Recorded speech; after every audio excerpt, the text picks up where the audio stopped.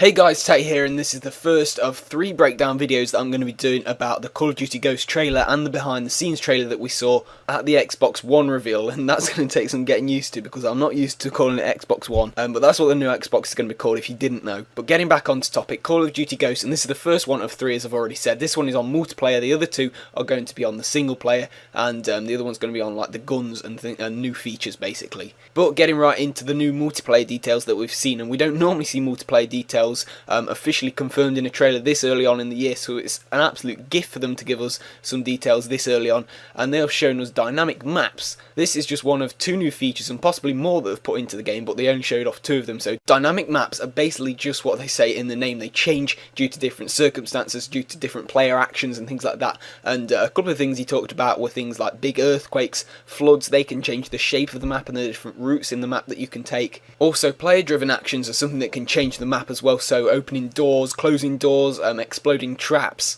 can all help to contribute to changing the flow and the feel of the map. And I guess this is the closest thing that people are going to get to destructible environments that are in Battlefield. And some people wanted them to be in Call of Duty. A lot of people didn't really expect them to be in Call of Duty, and this is some kind of like middle ground in between the 2. So the whole thing isn't destructible and changeable, but some of it is, and it's still gonna. It's kind of like a more rigid version of destructible environments and destructible things to interact with. So it still keeps that kind of like rigidity of the map, so people aren't going to be able to take advantage of it basically, but it does mean that you're going to be able to tactically close off routes or make routes more appealing to the opposition, so you can you know where they're going to be going basically, and I think it's a pretty cool introduction into the multiplayer feature. So now moving on to the second big multiplayer thing that was revealed in this trailer, and that is character customization. Now this is something that I guess we've been able to do to some degree in the past, especially in Black Ops 1, being able to change the colour of the face paint on the character, but that's basically it. It's very limited. But in Call of Duty Ghosts they've massively increased the character customization to the point where you can basically create your own character. You can change the body shape, size of the character, you can also change the head of the character and every single piece of gear that he's wearing, the helmets,